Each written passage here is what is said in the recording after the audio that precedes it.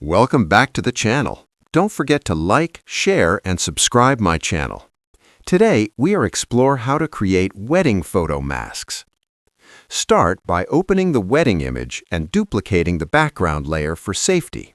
Then use the Object Selection tool to select the couple and switch to Mask Overlay mode to refine the selection with precision, paying close attention to veils, dresses, and soft fabric edges.